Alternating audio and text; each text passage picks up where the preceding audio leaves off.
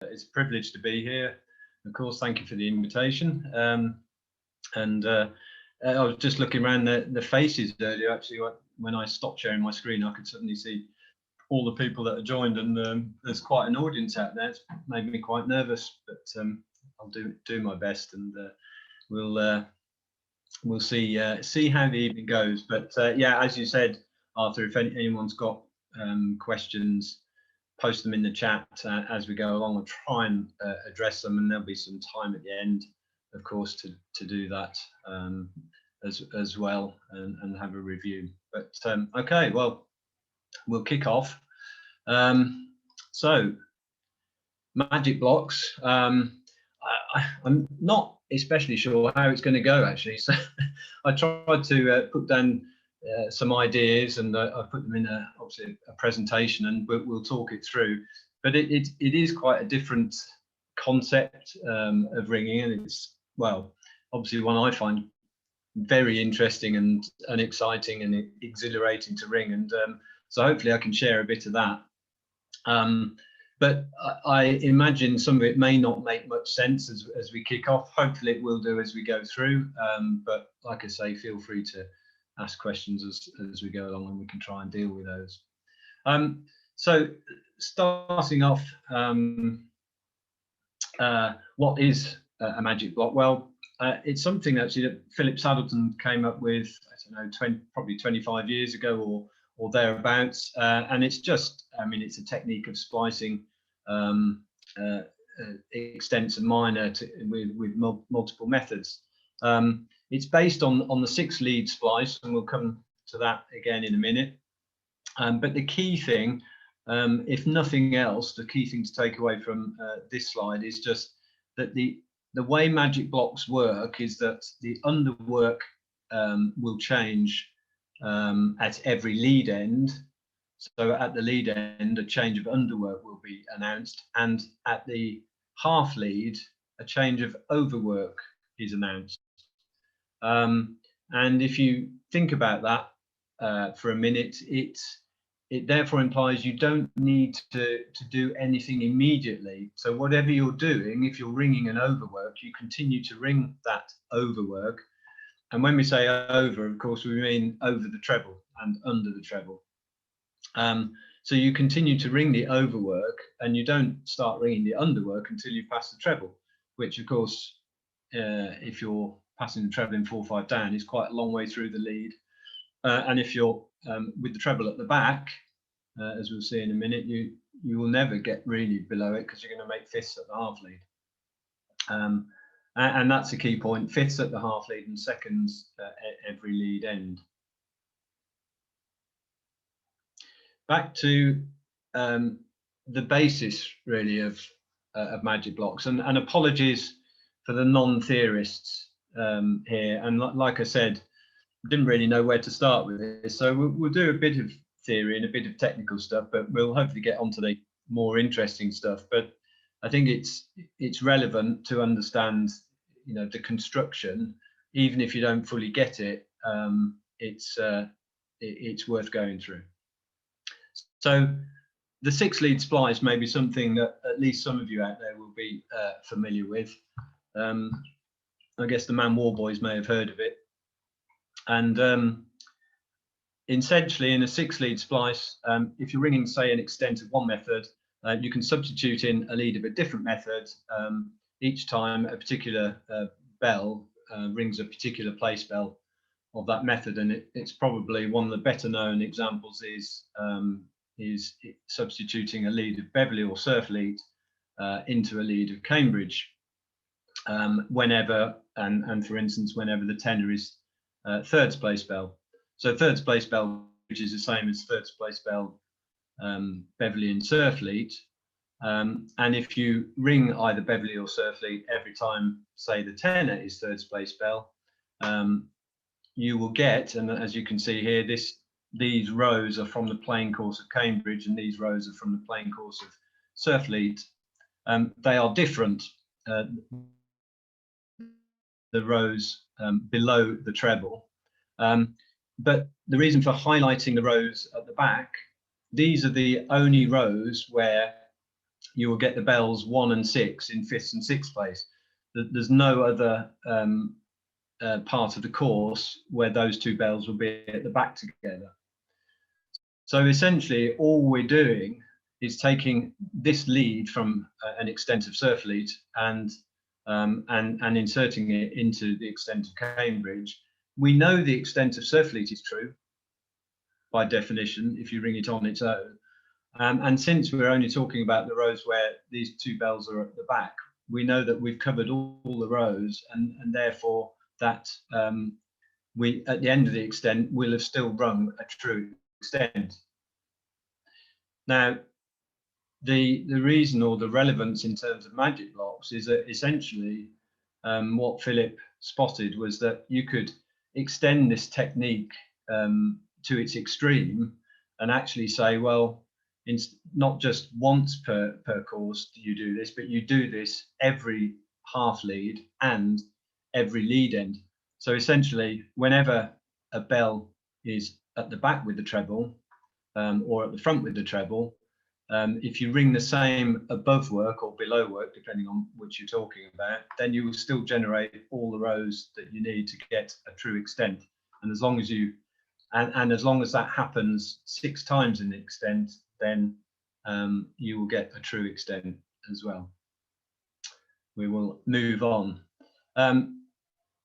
So you may have seen on bell board or in the ringing world some performances, and I've just selected one from less than 2 weeks ago, which we rang, and obviously it lists the methods there, 120 methods, first magic blocks on the platform, and the footnote here, which some people may see but don't always digest.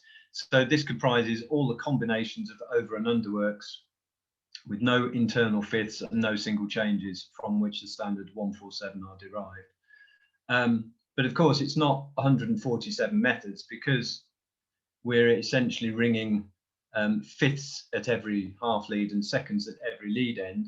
We don't ring within magic blocks. You don't ring any what I call sort of trivial variations. So you ring Cambridge, but you don't ring Ipswich or Norfolk or Primrose, because they have different places made at either the lead end or the half lead. So all these methods are the ones that make up, if you like, the basis or the grids of the standard 147. We'll go a bit further back in time, and these are two I sort of dug out, and really it's partly for the number of methods is probably notable, and I'll come back and explain that these numbers are why they're so specific and what they relate to, because 729 is exactly the number it needs to be, and then sometime shortly after that we rang 1053, which Andrew Tibbetts called both of those, and they're, well, astonishing, I guess, is one way to describe them, in terms of just the number of changes of method to get that number of methods in, and also when you look at the length of time, over 7 hours in one of those is an incredible length of time to maintain that sort of concentration. And as you probably guessed, and Arthur's already alluded to, the confession here is that actually, although those are the method names, we don't use the method names, and quite deliberately. That's not that's not the idea of magic blocks. The idea of magic blocks and the whole way it's constructed is to ring it by overwork and underwork. So that's what we do, and that is the way to do it for sure. It just happens that convention says that we have to put it down somehow, and in terms of publishing it, then that's a way of doing it. There may be a better way in this day and age. It may be that someone comes up with just a better way of describing it. Literally listing the over and underworks might be a way to do it, but it doesn't. Just because you ring a particular over and underwork doesn't necessarily mean that you will ring all combinations of the overworks you list with the underworks. That doesn't have to happen. So there's always arguments to be had. And as we say there, it is available in a handy sheet. And this, I can certainly make a copy available if anyone's interested. But this is, if you like, the Bible in terms of, well, certainly what I use whenever ringing magic blocks. I mean, most of these I know by now by name, but just to break it down a little bit, and I don't know how well people can see the screen, but essentially you can see here there are 3 rows, and each row is defined by what happens when the treble is in 3/4. So this top row here is what I call the sort of standard methods. The 1/4/7 is included, where you get seconds made when the treble is in 3/4 and a dodge at the back. The second row here is, if you like, the inverse of that, where fifths is made and there's a dodge on the front. And the bottom row here is where offset fifths and then seconds is made. So wrong fifths is made, followed by wrong seconds, while the treble is in 3/4. And you will notice that this bottom row has some gaps in it, and those gaps are there because when having wrong place or when having sixths made as the treble starts its 3/4 section, we can't have ended the previous section with sixths being made. So in these methods here, for instance, you've got sixths made there, and there. So you would end up with 3 blows in sixths. So all these grids are based on a maximum of 2 blows in any one place. So that's the rows. So we've got the standard seconds, the standard fifths, and then the wrong place fifths and seconds there. And in terms of now, if we look perhaps in a bit more detail, well, you can see we've got some vertical lines here. So vertical lines there and there, and they really break the methods up into what I would call groups. And each group is arranged or selected according to actually where bells pass the treble. And we'll come back to it in a little bit more detail in a while.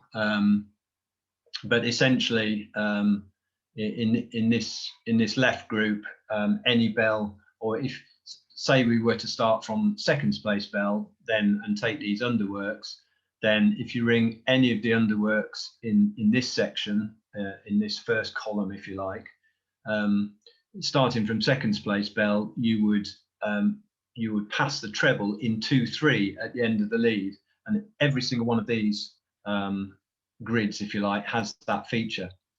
And perhaps just to explain a bit more, the grid consists of an overwork and an underwork. They are just paired together, and we'll look at it on the next slide.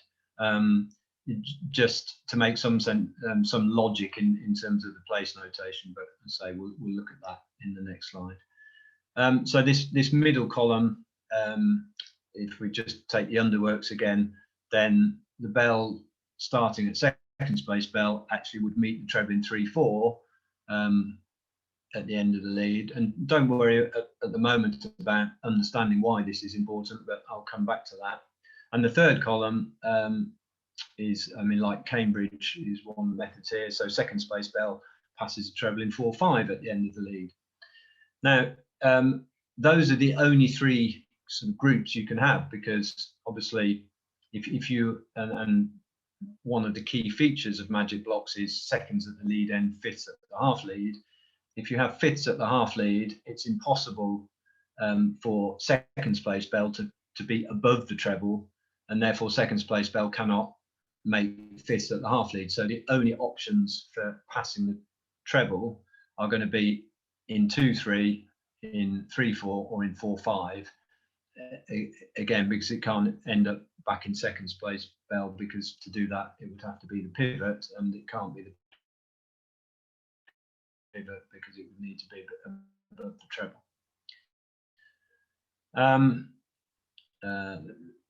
The Bible in terms of the under and overworks, and the names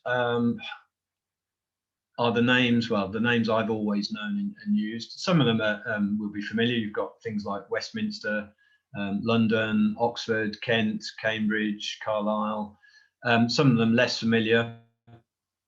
And same with the underworks. They're in a sense arbitrary.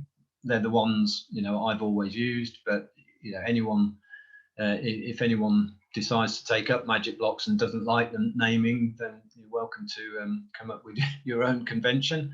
Yeah, that's the table such as it is.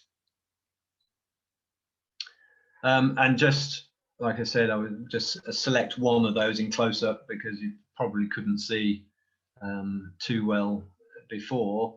I just selected one which happens to be Oxford over D2. Now, again, it's a bit arbitrary putting an overwork and an underwork together because this isn't necessarily a method.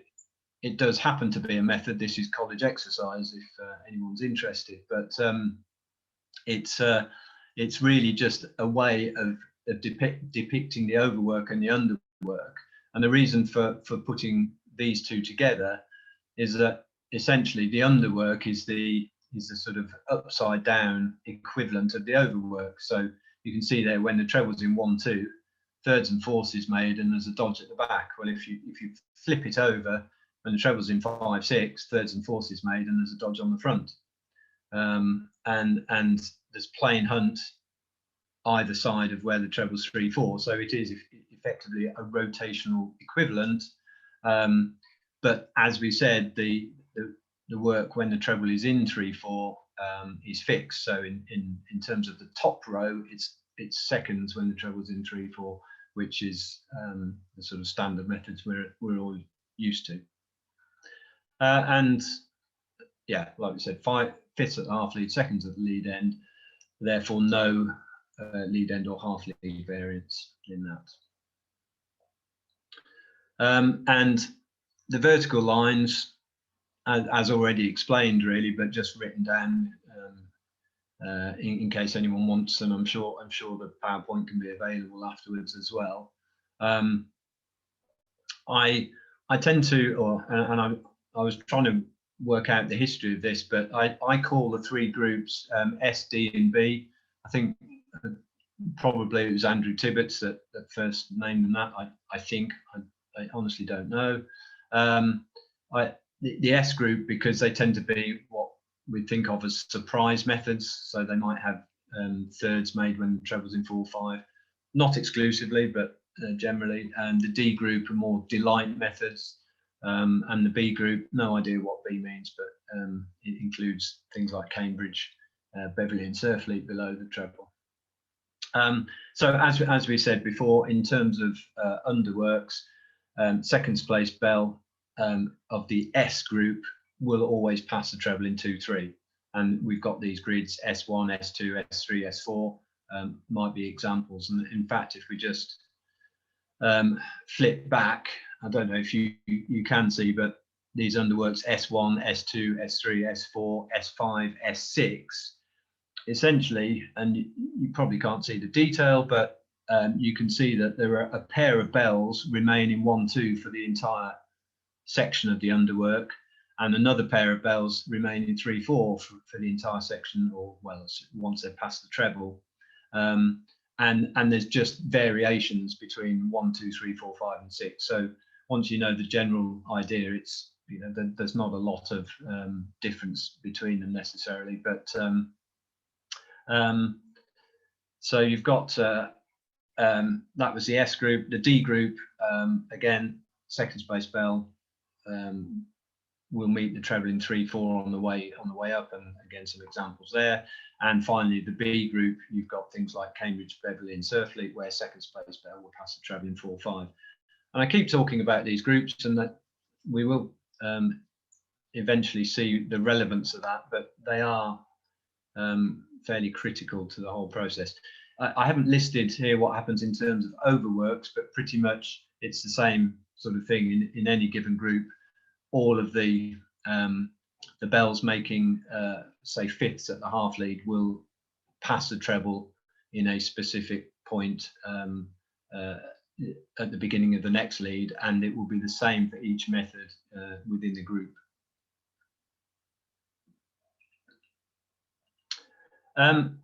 And we sort of get into why groups are relevant, but not quite yet. Just another recap, really. So we talked about its over and under works. Well, the whole idea with magic blocks is to ring extents. It's a mechanism to generate extents of splice minor. So in an extent, there are 30 leads, and for it to be a magic block, each bell will need to make seconds at the lead end 6 times, and each bell will make fifths at the half lead 6 times. And of course, the treble is fixed. This is treble dodging minor after all. So there are 5 working bells, so 5 blocks of 6 is 30. So there's your 30 leads. So the challenge, if you like, in terms of generating a magic block composition is to ensure that happens, that each bell makes seconds and fifths 6 times. So every time a particular bell makes seconds at the lead end, the same overwork is rung, and every time a particular bell makes fifths at the half lead, the same underwork is rung. This is the 6 lead splice that we talked about, and again there are 6. This happens 6 times within an extent. Each time a bell does make seconds at the lead end, a different pair of bells will make fifths at the half lead either side. So this is sort of, well, it's important, A, to generate a true extent, and B, actually to guarantee that you get all combinations of over and underworks to increase the number of methods being spliced. The one thing that some of you may have spotted as well is that actually it's not possible for a bell to make both seconds and fifths at a consecutive half lead and lead end, and therefore you can't ring that particular over and underwork combination in an extent. We'll sort of look at that a bit more in a little while as well. And the same here, each time a bell makes fifths at the half lead, a different pair of bells will make seconds at the lead end either side. So this will guarantee a true extent based on the 6 lead splice theory. And again, the groups are key to the block construction. So, and we're getting there, we'll get there. And I know it probably still all sounds a bit sort of nebulous, and hang on, I'm not seeing where we're going here, but hopefully the mist will start to clear. So the simplest way you can represent a magic block composition is by listing the groups to be rung as each bell either makes seconds at the lead end or fifths at the half lead. So let's just think about that for a second. So what we're saying is that every time the number 2, the second, makes seconds, we have an uppercase and a lowercase letter here, and as it says here, the uppercase letter specifies the group to be rung as the overwork when that bell makes seconds, and the lowercase letter specifies the group to be rung as an underwork when that bell makes fifths. Now remember our groups from the previous, from the table. On the left were the S group, in the middle was the D group, and on the right was the B group. So what we're saying here is that the recipe, if you like, for our extent is to say that every time the second is making seconds, we'll ring an S overwork. And every time the second makes fifths at the half lead, we'll ring an S underwork. Every time the third makes seconds at the lead end, we'll ring an S overwork. And at the half lead, if he's making fifths, we'll ring a B underwork, and so on and so on. And so we have a sort of a nice, fairly nice distribution here of S's, D's and B's. There are more S's than there are D's and than there are B's as well. So it's more in those sorts of proportions. And this particular arrangement does generate quite a good distribution. But it's worth noting, not all combinations, you can't just randomly choose what groups to ring and guarantee a true extent, but there are an awful lot that do. So that, in its simplest form, that it is an extent, or that from that you can generate an extent. And in fact, just given that information, it's perfectly feasible to ring an extent by choosing whichever method you want to choose from those groups, and then executing it. So, well, like it says here, is that all the information needed to generate an extent? Yes, it is. So the entire extent, or even appeal, can be called just by observing the bell that will make fifths at the next half lead or seconds at the next lead end. And that's done by, as I said when we were looking at the sheet, knowing that different groups, bells pass the treble in different places.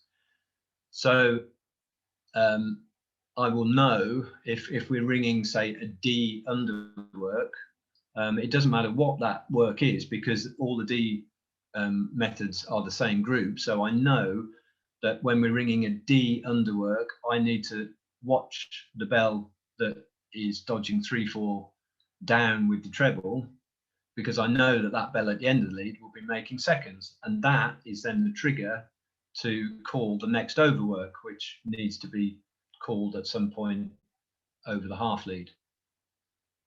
Again, it probably all sounds a bit sort of complicated, but it's the sort of thing that's actually it's sometimes easier when it's happening. But let's, if you like, assign some methods to our example, just to try and make it a bit tangible and a bit real. So we've said that when the second is making seconds at the lead end, we're going to ring an S overwork, and that could be Westminster in this example, and the underwork when it makes fifths is S1. So that's our basic sort of recipe, if you like, for what happens when the seconds, the pivot bell. Same with the third, we've got London over when it's making seconds, and Cambridge under because it's B group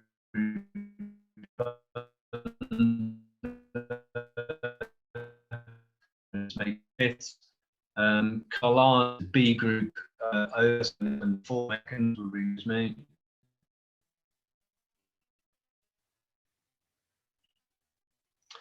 And D1 under, or Kent another D work, and Carol also is a D, an under D work. So we've got 5 different overworks and 5 different underworks.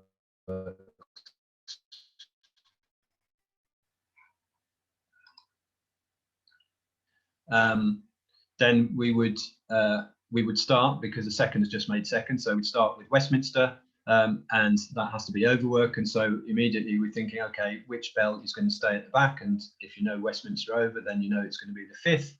So the fifth is dodging up, so it has to be a D underwork, and so we call D1 under, and this is where, as I say, knowing that when the underwork is a D underwork, we're looking for the bell dodging 3/4 down with the treble.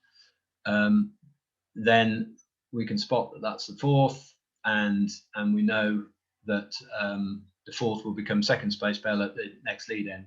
So at some point over that half lead, I would say Carlisle over, and now I'm thinking it's a B overwork, therefore I'm looking for the bell dodging 3/4 up with the treble, and that will be the second.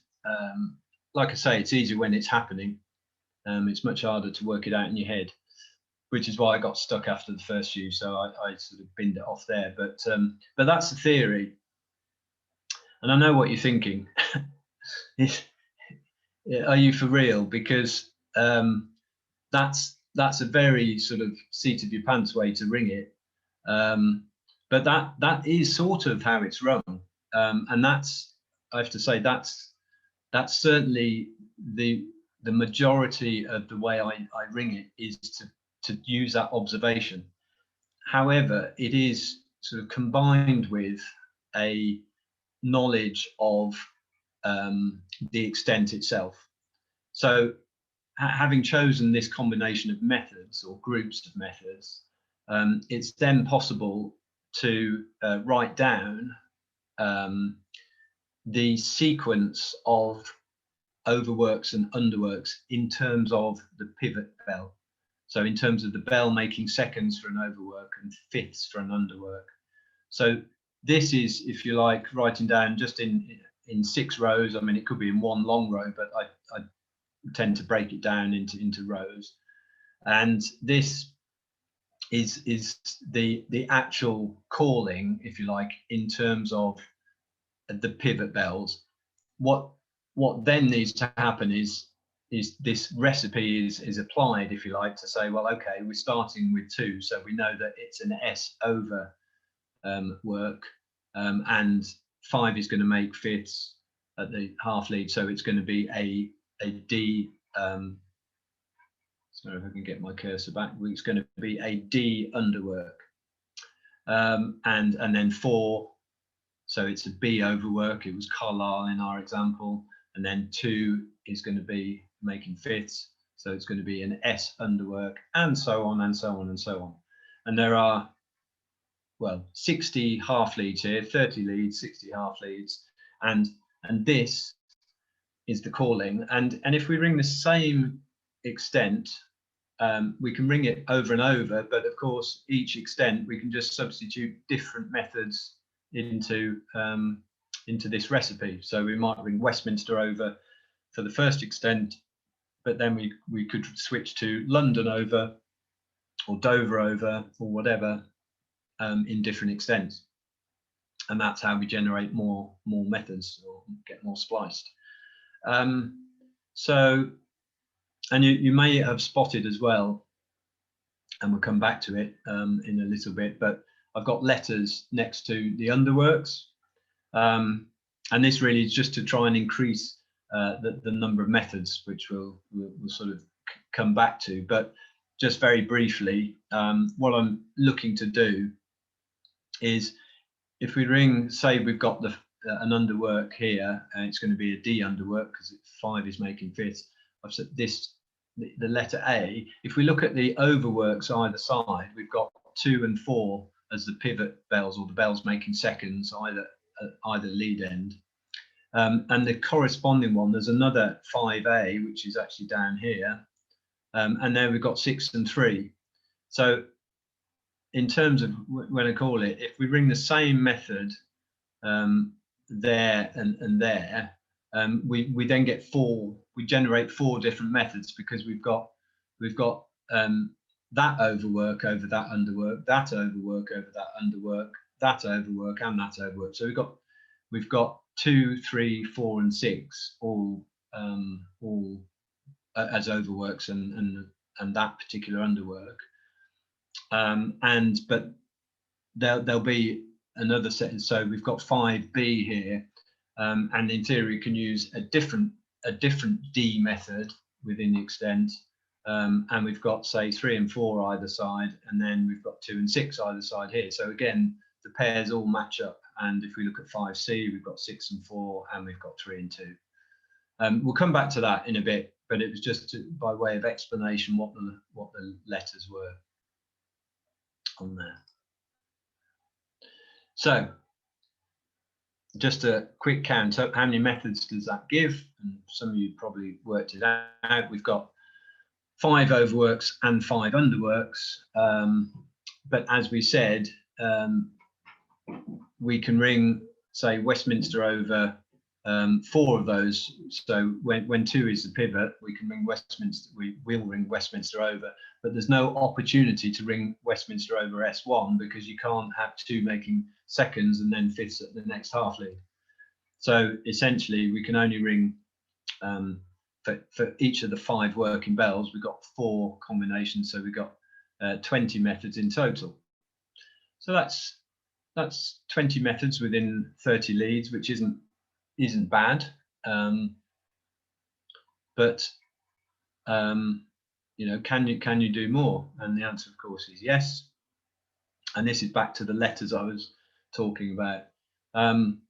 Keeping what I tend to do, you don't have to do it this way, but is to keep the overworks as single methods. So I will always ring Westminster or London or whatever over for any particular bell making seconds, but actually having 3 different underworks for each bell that's making fifths, you can actually get then 60 different methods in the extent.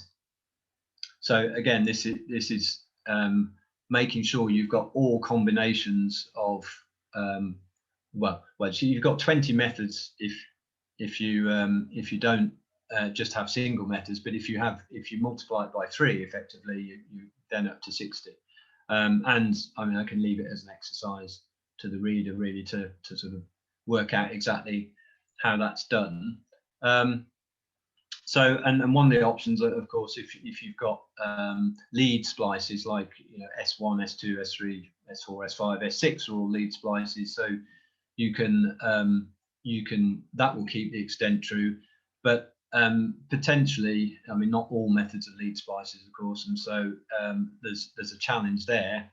But and again, the technique I use is to actually construct the compositions in 3 extent blocks, and by rotating the underwork over those 3 extents, then you end up with a true, well, overall the 3 extents will be true because you've effectively run 1 extent of each of the underworks. And so what the technique used, in fact, if I move on to the next slide, it doesn't look much like a traditional composition would, but this is the way I tend to write down the composition, if you like, before, in terms of this is what I would learn to call it, and breaking it down a little bit. So the extents are listed down here, 1 to 7, and this is I think this is probably similar to the one I called the other week. And then these columns is each bell. So this column obviously for the 2nd, the 3rd, the 4th, 5th, and 6th, and these then are the groups. So we're still ringing that same recipe. So we've got S overworks for whenever the 2nd is making seconds. So we've got Westminster, London, Dover, and then we repeat Westminster, London, Dover. And actually the 7th extent is a bonus extent because we've already completed all the methods before we get to that. But we'll sort of concentrate on this on the first, or on the 2 groups of 3 extents. And then we've got, obviously for the 3rd, it's S over and it's B under. So we've got things like Beverley and Surf leads under. And then 4th, we've got Hills over S2 and Oxford over D1, D2, D3, and Oxford over Kelso. So, but here, and this is really, I guess, what I wanted to point out, in terms of generating the methods, when we ring these three different methods, when the 2nd is making fifths at the half lead, as we saw from our table, we're guaranteed to get the overworks here. So we do get Westminster over Chelsea, Westminster over Mendip, and Westminster over S1, as well as Hills over all of those 3, as well as Oxford over all of those 3. So we are guaranteed to get all those combinations within the 1st extent. Then within the 2nd extent, I switched the overworks, so we're now ringing still an S method, London over, and still the same underworks, but we've rotated them. So instead of Chelsea Mendip S1 and on the A, B, and C, it's Mendip S1 Chelsea, and eventually it becomes S1 Chelsea Mendip. So you can see in over the 3 extents we've rung. Excuse me, shouldn't click. We've rung we've rung a sort of true extent of each one of those underworks, if you like. And so at the end of yeah, okay. So for clarity, here we've got Beverley and Surfleet and blank, and really because Beverley and Surfleet are lead splices, so it doesn't matter. You can interchange them. I would just make sure that we get the combination. So I'll always call the A as Beverley and the B as Surfleet. The C could be Beverley or Surfleet. It doesn't matter. And also I don't need to rotate them. I can just call the same in each extent, and then they're still going to be true.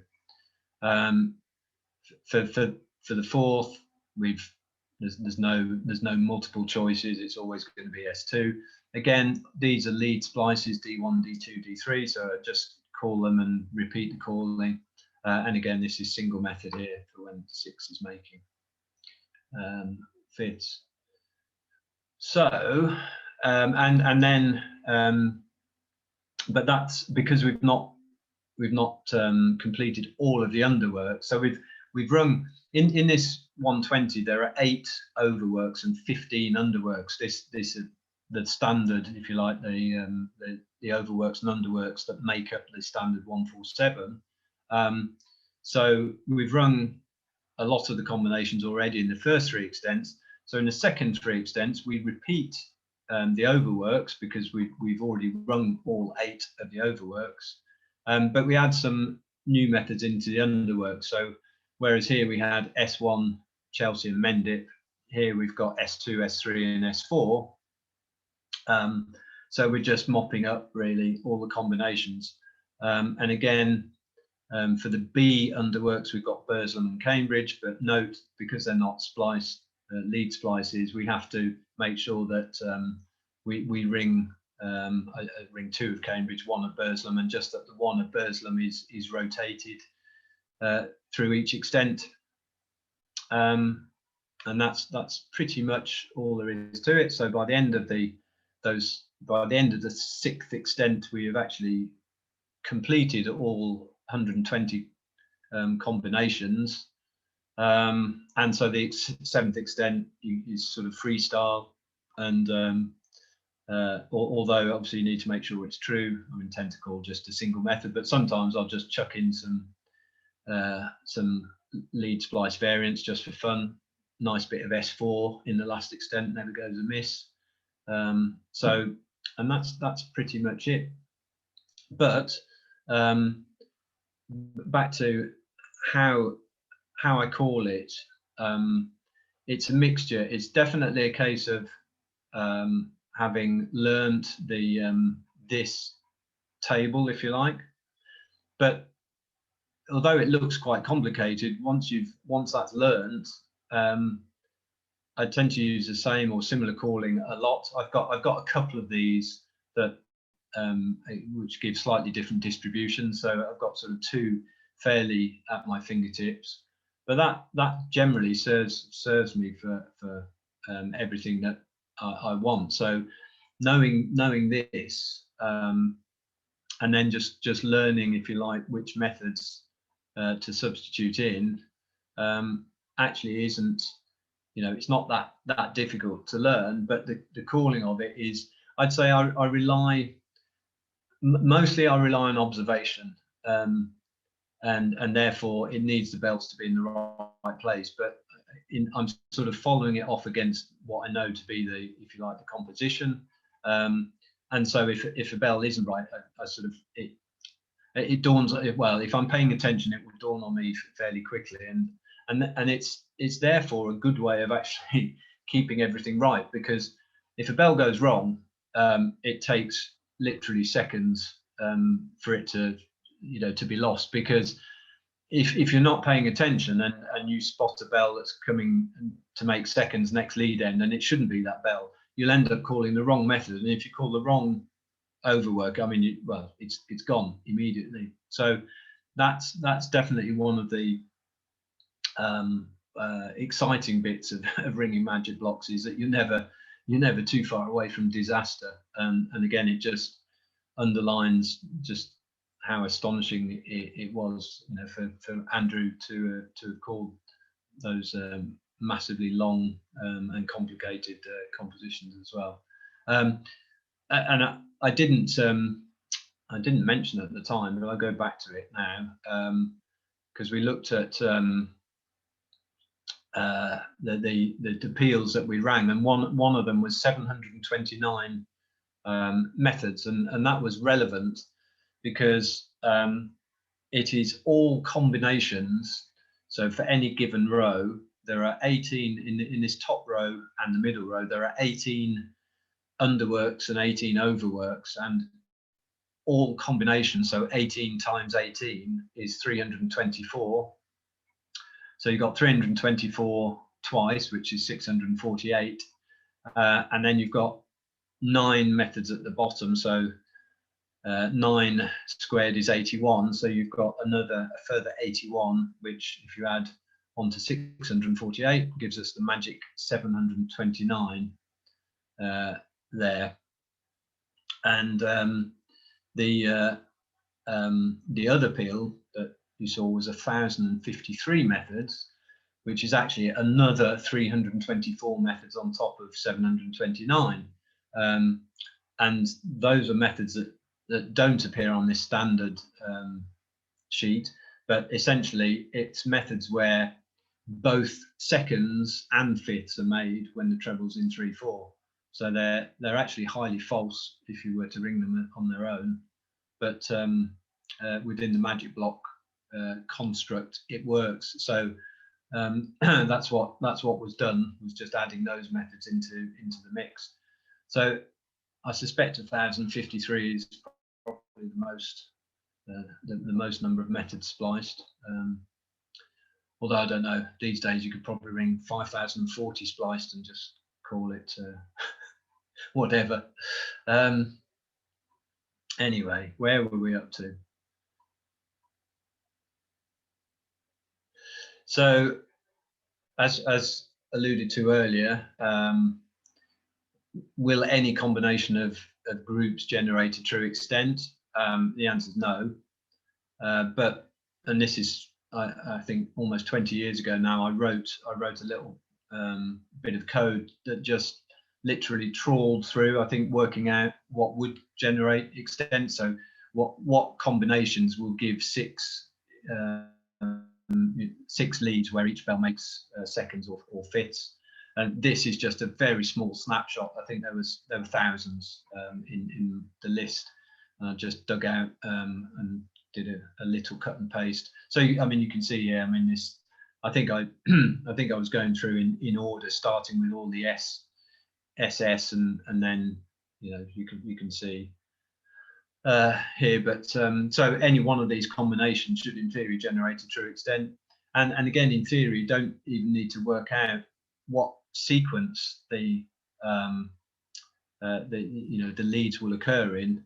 You can just call it by observation. Given any one of these sort of starting recipes, it's possible just to call a true extent by observation, and that in itself is quite a unique and interesting feature of magic blocks themselves. So, and even more than that, it depends what method you start with as to the order that you get the leads. Because you think if you start with Westminster over, that's fine, and that's what I tend to do. But if I were to start with London over, the bells will pass the treble in different order in that first half lead, and you wouldn't get the fifth, would not be making fifths at half lead, it'd be the fourth. Fine, it's still a true extent, you still get the 6 leads of each, but they come in a completely different order. You sort of dropped into a different part of the composition. So again, would need to sort of to learn the combinations of A's, B's, and C's in order to be able to guarantee all the combinations. But the theory is there, and it's it's good.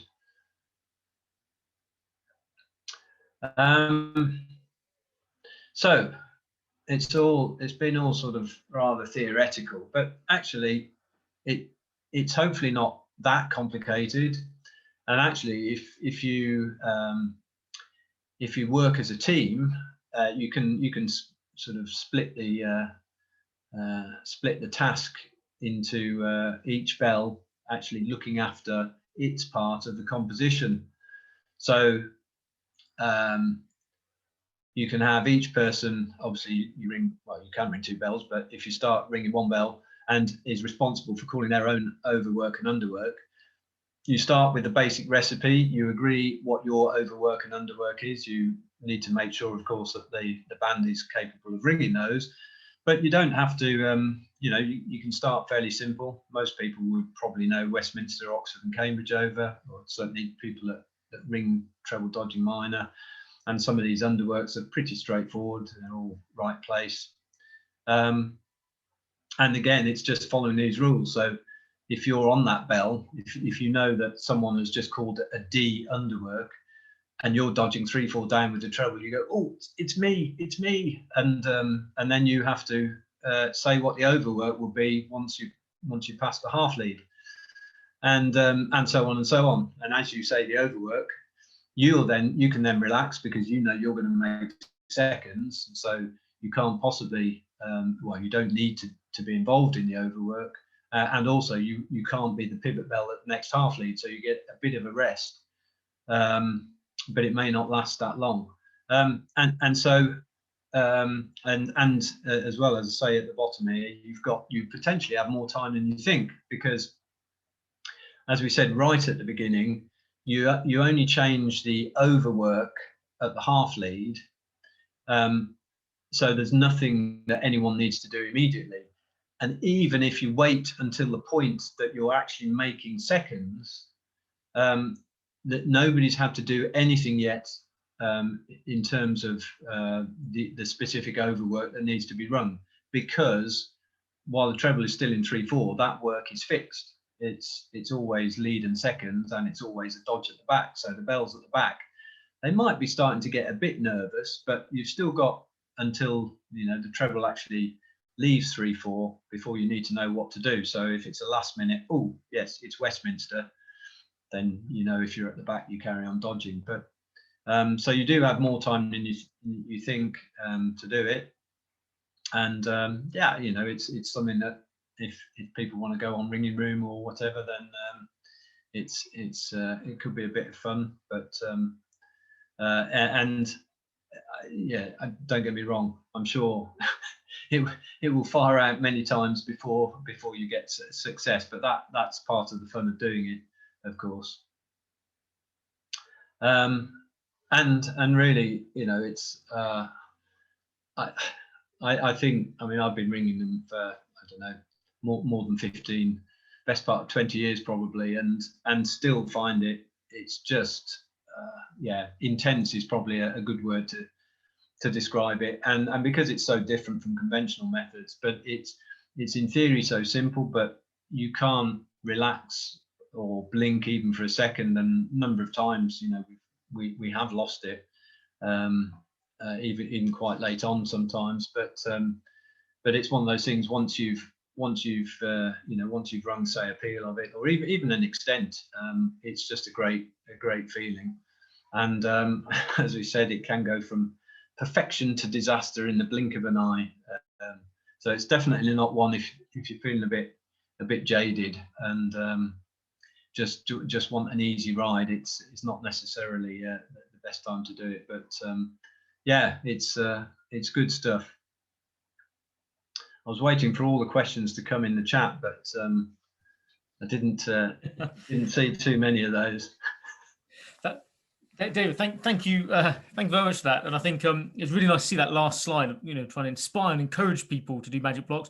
Though I have to say, I think when you say things like, it's not that difficult and all there is to it, I don't think you're fooling any of us. I think it definitely the challenge is there as well as the excitement. It's just practice. Just practice. Okay. Good. I hope people do have some questions. We sort of have sort of 10 minutes or so, I hope, for some sort of thoughtful questions. So if you do, type them into the chat box, or unmute yourself and ask. I see some chat coming in now. Whilst people are warming up for that, David, I do have one question for you. And it links back actually to that last slide you showed us. And the question's this: why are magic blocks not more widely rung? You know, almost all pills, almost, not quite, but almost all pills have been rung on handbells, and pretty well all by Cambridge bands. So the question is, why do you think it's not more widely rung? I guess, you know, genuinely it is it is challenging stuff, and it may be, I say it's niche. I tried here to sort of say that actually I think with practice, you know, people can do it, and it's as much as anything. I imagine most people are sort of looking at this and going, "What the, you know, no idea." I mean, and even now it's probably still, yeah, not sure I get it, and that's probably the thing. That's a barrier in many cases. I mean, you know, right place, right time. I just happened to get involved with Tibbets and Iris back in the day, and you know, that was, I sort of got hooked on it, and you know, it was exactly that. I think the first time I rang it, but not just magic blocks, just treble dodging minor in general. You know, it was that sort of thing that you ring it and you're hooked. But magic blocks especially, it was just that in the zone nature of it, that I think, and it's one of those things, of course, when it's going well, it just flows, and it's relentless. It's just, you can imagine when you, especially on handbells, you're going quite quickly as well. It's just change of method. Sometimes it would happen. I could see, well, and it's happened to me. I'm thinking, yeah, what's the overwork? What is it? What is it? And you sort of say to everyone, don't worry, it's coming, it's coming. And you know, they'll say, it needs to come pretty quick, Dave. Go, yeah, just chill out, just hang on. And by the time, literally, sometimes I say what the overwork is, and everyone will sort of immediately, right, okay, got it. And then 3 seconds later, you could be saying the underwork, because you've then moved on, and you know, you've already got to the lead end, and so it is. It is that sort of highly intensive nature of it that I think is appealing, but also obviously challenging. And it's one of those things that can seem like an impenetrable barrier, but it's just practice. And yeah, yes, you sort of need the right people, but it doesn't, you know, it doesn't have to be done. I've run a few tower bell peels on it. It seems to just feel better on handbells, but that's not to say, you know, it doesn't have to be. And I reckon ringing room would be, you know, would be great, and it would work there. Haven't I heard stories, David, of you sort of forgetting the name of the method just as you're about to say it? So describing, or have I misheard those? Say that again. Have you? When you're coming down to the lead, haven't you sort of forgotten the name of the method and have to describe it at times? Or yes. Oh yeah. I've done that. That's just getting old. That is, and I know. I know what I mean to say, but or I can tell you what to ring. I can't always remember the name, especially some of those middle row and bottom row. It's like, oh yeah, and so I might say, yeah, it's the one that it's Kelso upside down. You know, it might be Akel, I think that is, but you know, it's it's that's just getting old, but yeah, I'm looking at some of yeah. So David says, thank you, by the way, my brain hurts, which I think links into what you were saying about. The question is from David. I find it a bit odd to think of ringing an extent, including London, but with no one having made thirds at the half lead. Am I hopelessly old-fashioned? Chelsea. It's not London. It's Chelsea. That's how you need to think of it. So, I mean, I'm a bit of a grid. I don't know, a grid geek, you might call me, but I've sort of long ago decided that, you know, fifths and seconds is the pure way of doing it, and so thirds is just a you know, thirds obviously works. It has to be that to generate the method London, but in terms of the grid, I think of it as Chelsea. And actually, when you think of it and look at Chelsea, it makes much more sense. London is actually quite a difficult underwork, I think, because when you've got thirds made, suddenly it's the bells in 1, 2, and 4, 5 that are going what feels like opposite directions. Not you know, if you've got fifths made, at least everyone's going the same direction under. And therefore, yeah, I always think now of London as Chelsea, but not old-fashioned, yeah. David. Yeah, exactly, Mr. Bottlestop. Chris asks, is it possible to write a Magic Blocks composition with 1/6 lead ends and 1/6 half leads? Yeah, I mean, you're probably best asking someone else than me. I think I did look at it at one point and try and work it. The thing is, and the reason why fifths and seconds works so well is because there's no there's no leeway for anything else. You like fifths under the treble, you're literally only under the treble for those two blows. And so if you're saying a 1/6 half lead, well, there's a number of ways to get there. I mean, you could pass the treble in 4/5 and just go plain hunt down to the front at the half lead. I think if you were to do it, you'd have to have that for every that would have to happen every time, and then you're restricted about the sort of the different types of work you can get around that. But by having fifths and seconds, it just gives you much more flexibility. Not saying I think you possibly could, and you possibly could even do it with thirds at the half lead, fourths at the lead end. I'm guessing it might be feasible, but you'd have to work, and there'd be a lot less options and variations to do. So hence fifths and seconds is the thing. Thank you. David Hull says, sorry, what do you reckon the possibilities of using this technique to generate musical appeals on higher numbers are?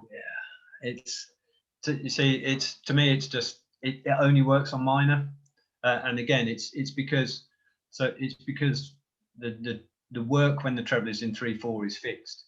Now, if you extend that, up to major, royal, or maxima, so you're talking about the work in 3/4 and 5/6 being fixed, in which case it stops feeling, Magic Block or minor works because it feels so dynamic and everything. So honestly, it's best done on 6. I don't know if David Hull has any different opinions to that, or whether he to contribute. I don't know. Philip Barnes asked, are there any video examples of you or Tibbets or anyone else indeed sort of calling it? Possibly. I know that I think Tibbets, not Tibbets, I think Jeremy Spiller and Philip Eris, we may have recorded one once, but that was probably a ridiculously quick peel, so it may not be the best example. But I'm trying to think. There might be, and if there's not, we could probably put something out, I guess, if needed, because it'd be good fun. Super. And talking about sort of putting things out there and resources, you sort of mentioned about the PowerPoint and the grid, and just really to say that this recording will be on our website from tomorrow, and we can upload the PowerPoint and if you're happy, David, sort of grids onto the St. Martin's Guild website for everyone to access. Yeah, no problem at all with that. Yeah. Whilst the chat boxes, I think we sort of exhausted that at the moment. But if people do have any last minute things, do either unmute yourselves or put them into the chat box. Dave, there's lots of thanks coming into the chat box for you. Lots of praise, fascinating, inspiring, well explained and interesting, thought provoking. So please have a quick look through the chat box, and I'll just sort of mark it the next couple of weeks if that's all right. So on Saturday, and this is, you'd all be, whether you're guild members or not, you'd be very welcome to any of our online sessions. On Saturday, we have the Henry Johnson dinner, which of course will be online this year. I'm just about to put a link in the chat box. If you click on that link, you will see our program of events that are coming up. And again, everyone's very welcome. So Saturday with the Henry Johnson dinner. Next Wednesday, we have Robert Welling come to talk to us about the experiences of ringing for the Second World War and making links between, obviously, the restrictions that happened during the Second World War and the current restrictions in place. The week after that, we have Lucy Gwynn, who's going to come and do some exercises with us to get us back into ringing. Hopefully, that won't be too far off into the future. Fingers crossed. I know we're all looking forward to those days. So as I say, please have a look at that link up into the chat box. You're all very welcome to any of them. And if you want to join up to our mailing list just for the Wednesday or the online talks, you'd be very welcome. Just email SMGCBR. It's on that link I've sent around. So I think that's everything I need to say. I don't know if anyone has any last minute things on to ask. Will, you unmuted yourself? I do have a question. I was thinking along the lines of how do we make this more accessible, and you've shown that you can do it with 3 overworks and 3 underworks, and I think obviously part of the reason that it feels inaccessible is just because it's so new, it's so outside people's comfort zone. But I think there's also a big problem for conductors, that they can't see it in the format that you've shown us. You can't see the whole composition layout. You can't see how the extent is actually going to pan out. Have you ever thought about a different way of laying out a composition so that you can actually see what's going to happen in better detail that might actually help? It might not work for the really complicated extents, but maybe for some of the simpler ones, so you can see the whole plan. No. I guess, I mean, you could in theory write out the method names, couldn't you, and just but that would clearly not be, I don't think, any easier to learn it. I do find that Excel sheet I showed with all the, I find that easier to visualize. I can see the the overworks, and I suppose in my head as well, because I have a standard way of calling it, I tend to have the same overworks in blocks of groups of 3, and then just rotate the underworks. Once you've done it a few times, that's great. But I mean, back to the point, and maybe for one person to conduct it, it's a big step, and you really struggle. This is why I thought it's a good, hopefully a good suggestion, or that get a group of you together that all want to sort of have a go, and therefore you each only take responsibility for your own bell, and then it's much easier, because as long as you can, and it will take a while to sort of get those rules into your head. Okay, where do I pass the treble and all the rest of it. But once you got it, it's, and it'd be great fun as well. You can imagine everyone's going, who's going to become, who is it? Who's becoming second place? But what overwork are we doing? And it's like it's getting gradually closer. The treble's dodging 3-4 down, and you're suddenly getting into that danger zone.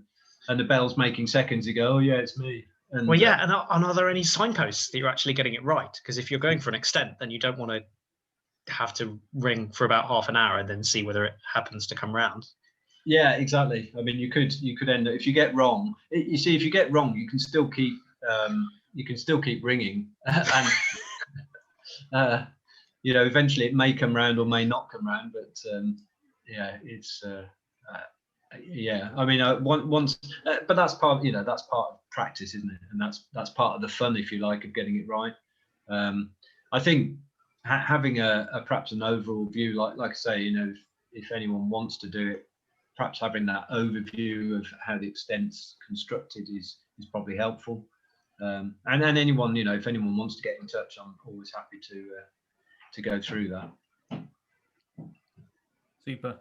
Thank you, Will. I thought you were going to be commissioning a series of the Ring Award there. I don't need to do that on air.